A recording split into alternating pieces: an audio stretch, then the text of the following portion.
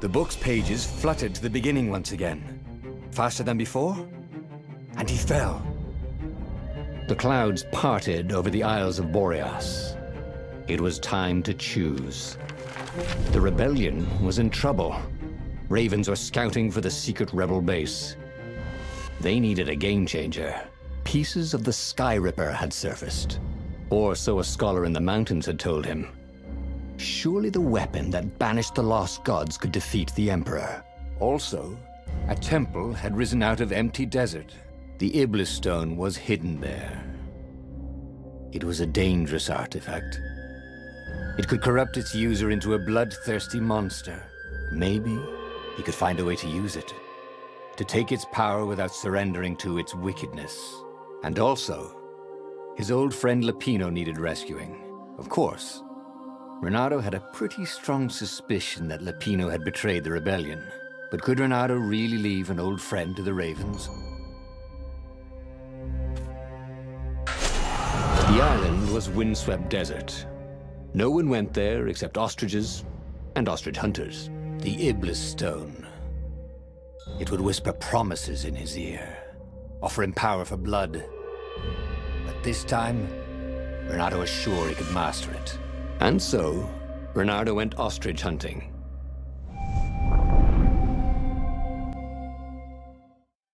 Every child could sing verses about the Sky Ripper, but ancient codices held hints of other things.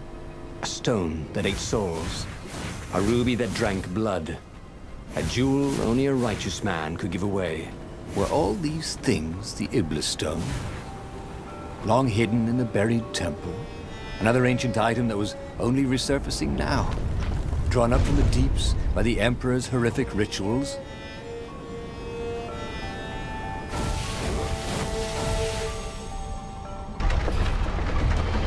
Hey! I got this friend as a swan. Could he join up? He dyes his feathers.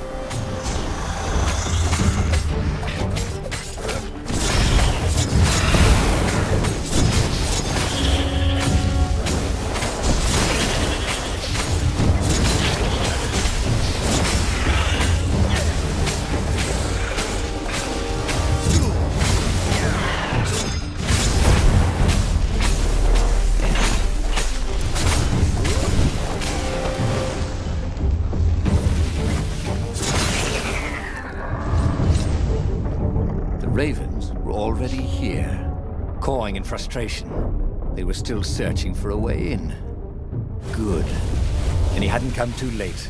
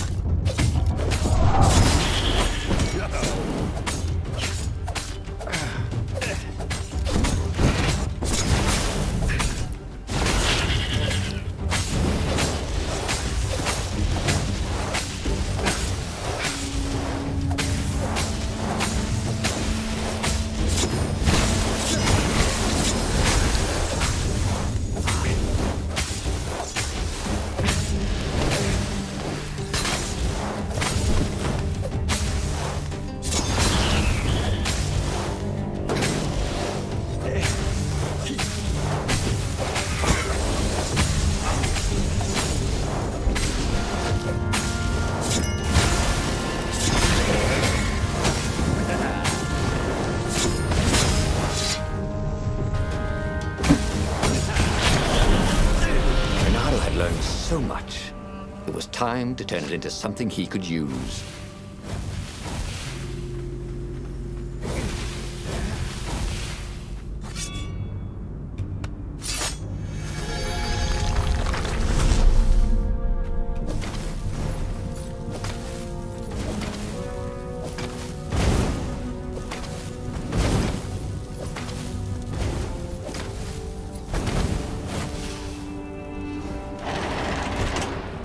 There had to be some way to use the Iblis stone. It was old, wasn't it? People are so much cleverer now. And Renato was pretty sure he was cleverer than most people.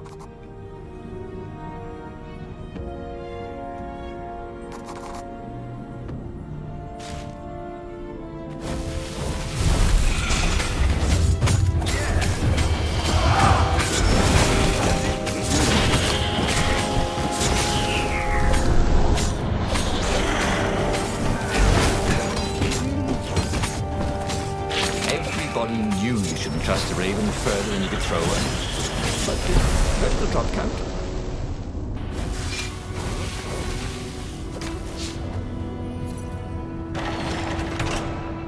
The ravens at least could not get past this point. Obviously, the temple builders knew how to deal with tomb raiders.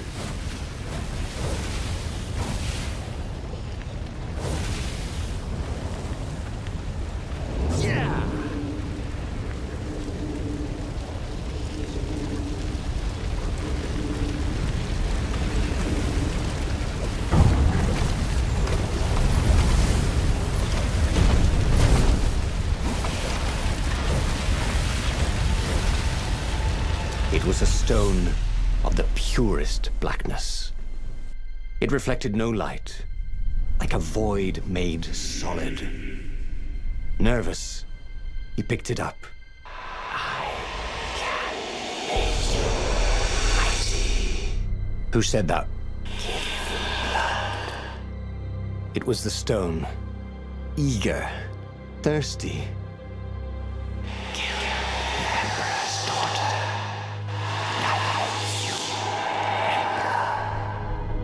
That seemed tempting and terribly wrong. Zenobia was the Emperor's greatest general and a potent witch. But they had been close once, and he had a sneaking suspicion the gem would try to control him. Why not capture the core of Sky Ripper instead? It was the eye of a lost god torn out by the transcendent Emperor to power his greatest weapon. Not the core, said the stone anxiously.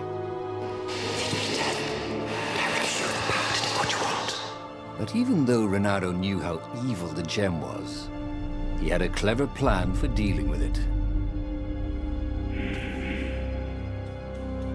The stone bothered him. He hated being told what to do. Wasn't that why he joined the rebellion? Wasn't that why he'd refused to be a soldier? He'd agreed to come on board only if he could freelance. The stone felt a bit clingy, and he had a feeling it did not have his best interests at heart. The sage Calaveras had told him where to find the Sky Ripper, a weapon capable of challenging the gods. Even without its armature, the core would still possess great power. He would go there.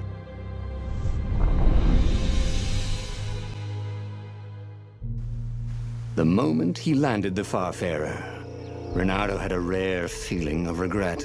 It's not too late, he thought. He could turn around and sail for Zenobia's island. He frowned. Wait a minute. He didn't want to kill Zenobia, did he? Sure, technically she was the enemy, but they'd been at Sword Fu school together. They'd never been lovers, but somehow they'd been closer. She'd told him every secret about herself. Except the biggest one. That she was the Emperor's daughter. No. Kill Zenobia, whispered the stone. Before it's too late.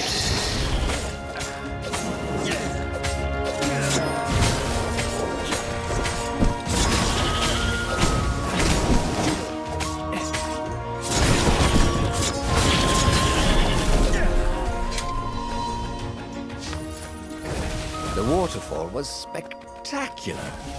You had to enjoy these things as they came. We passed this way but once. Wait a second.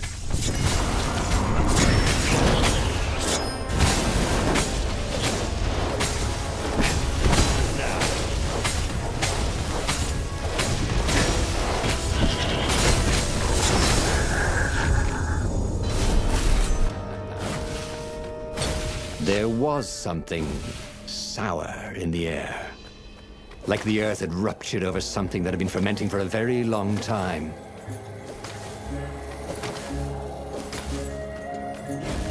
The stone hadn't lied about what it could do for him. With each raven he cut down, he felt a jolt of power flowing into his arm. You're weak, whispered the stone. The core will kill you. Are you afraid of it? No, don't be ridiculous. It chuckled. But it's unstable. It will poison you if someone just carry it. And if you try to use it, it will explode catastrophically. Renato did not trust rocks that talked in his head. He went onwards.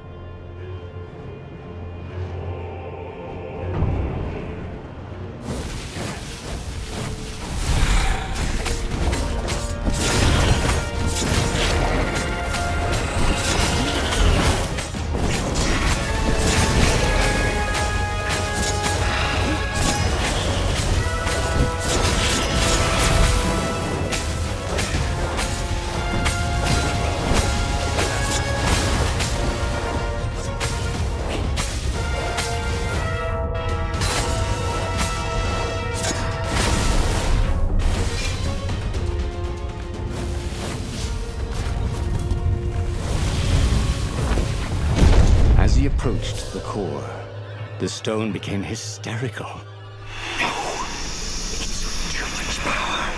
We will rip a hole in space and time. He had a sudden vision of plunging his gauntlet into the core and dying in anguish. That wasn't his vision, was it? The stone had sent him its darkest fears, hadn't it? He had a sudden impulse to do exactly that. He raised his right fist and plunged it into the core. There was a rush of light. He thought he could hear the stone screaming. And then he passed out. When Ronaldo came to, the core was gone. But the Iblis stone was no longer black, but glowing with a blue light. And it was silent. "I can't hear you," he sang out, and "You?" It didn't answer. "Ha!" he said. He had defeated the demonic gem with the power of his mind. He felt invincible. It was time to attack the Imperial outpost on the Nexus. Take the battle to the enemy.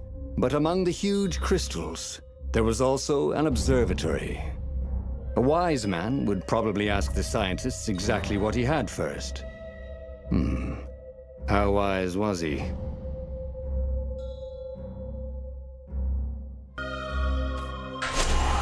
As the Farfarer sailed towards the Nexus, Bernardo wondered if the core had been created to silence the stone, or even to feed its hunger. Honestly, he didn't care. He felt terrific, and he appreciated the quiet inside his head.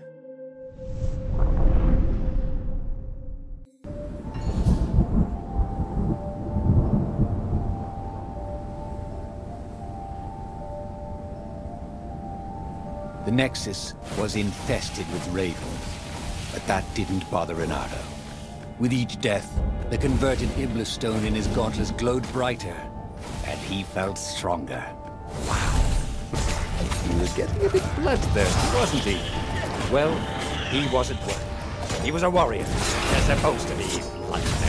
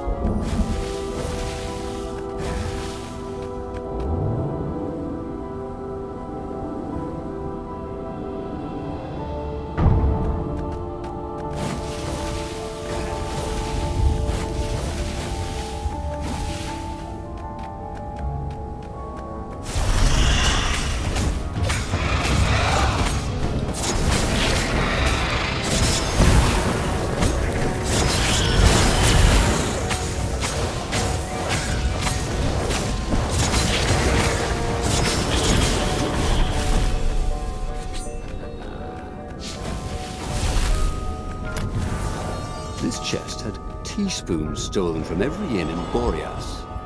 Oh, and something more useful.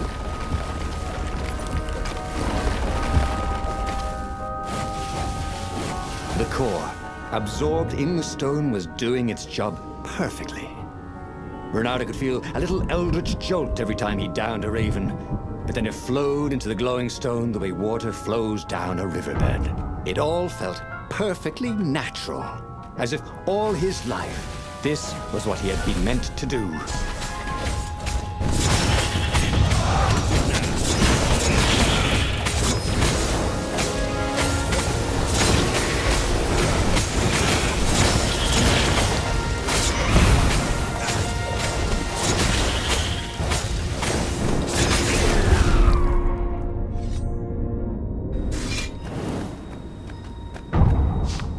Renato tore through the last remaining guards at the outpost like hot coffee through snow. There was a far speaker toad here. He called the council speaker. He knew she would be thrilled. And she was. She wanted him to come back to base. They had plans to discuss, and a medal to give him. A large, golden medal. Great, said Renato. Let's talk about who else I can kill. Then the far speaker croaked again. Hello, Renato, He said. If you get sick of slaughtering second-rate birds in the Nexus, I'm waiting for you in the mountains. Zenobia. She missed him. She loved him. Once she saw how awesome he'd become, maybe she'd join him. The kiss and well, if she did refuse for some reason, he was no match for him now.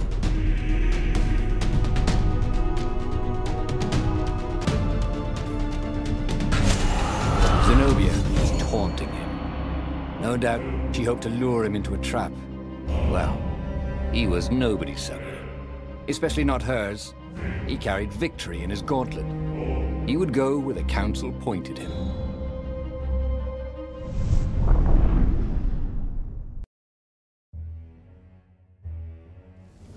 As he set foot on the island, Renato felt energized, like when he was hunting or dancing. Then he smelt it, the stench of ravens. It was a good thing he was here too, before they tripped over the secret base. He was really saving the council toad's bacon, so to speak.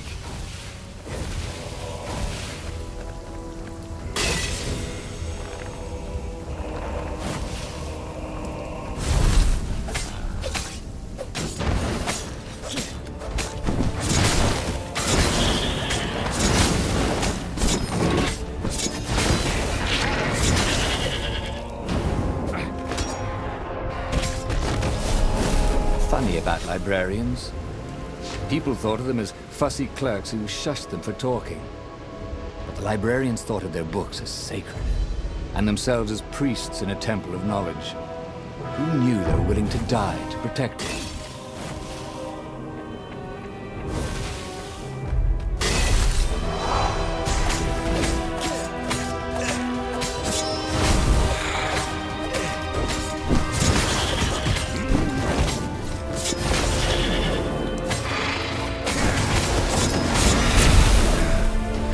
Renato had an artifact that made him practically a godlike warrior.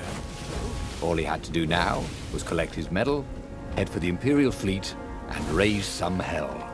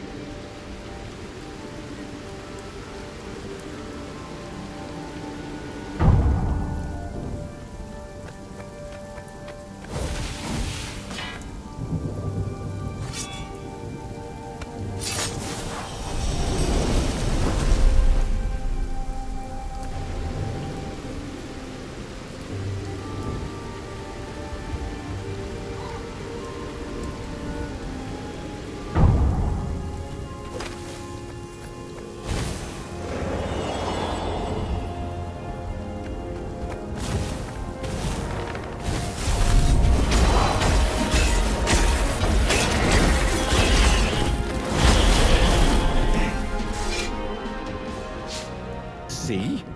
Renato was a hero of the revolution. He deserved a medal.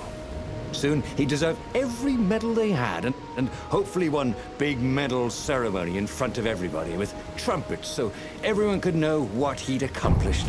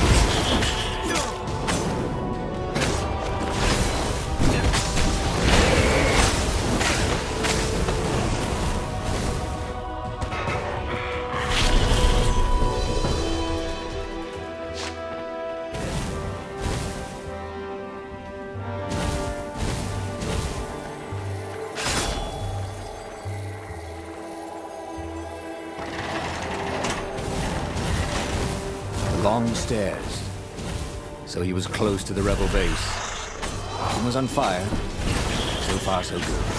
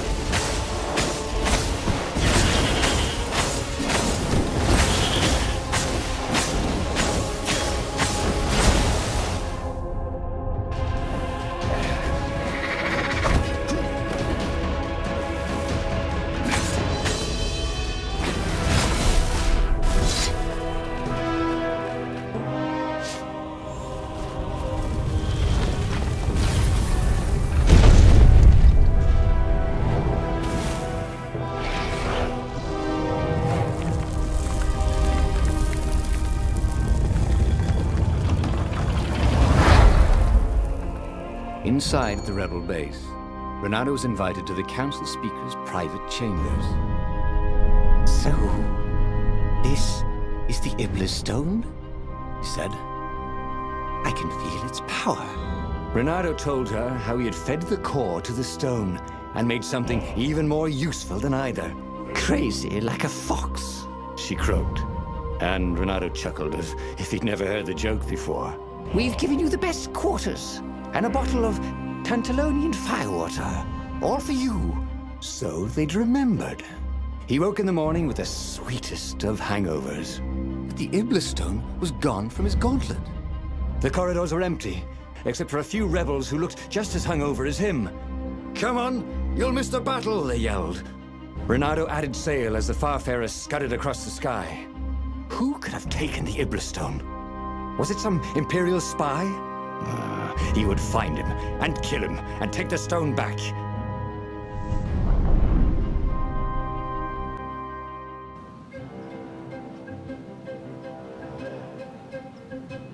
Renato had a bad taste in his mouth. He was killing ravens, but it wasn't fun. It felt like a chore. Oh, Renato hated chores. As a fox kid, he'd gone hungry rather than clean his room.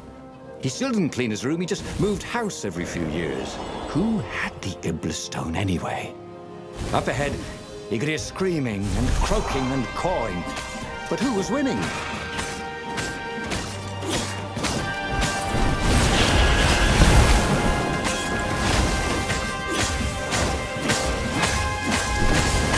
Those flames really bring out your eyes.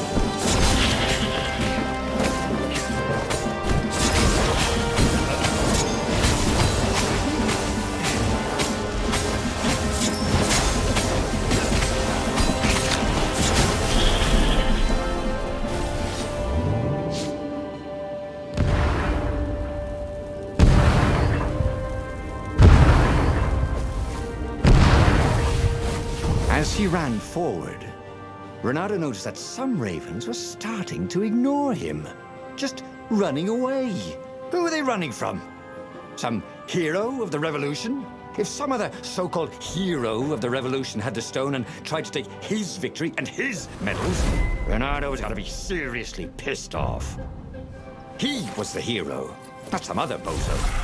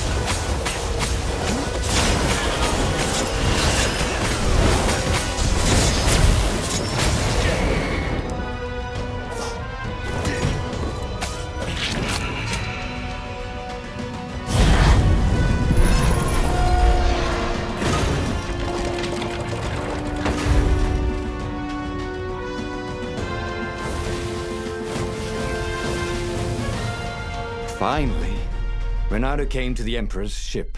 Zenobia lay dead in front of it. The ship was a wreck. Ravens lay dead, sprawled everywhere. Bloody feathers spattered across the deck and the dock. The council speaker came out. She was waving a sword around like a flag. "Look at me, Renato!"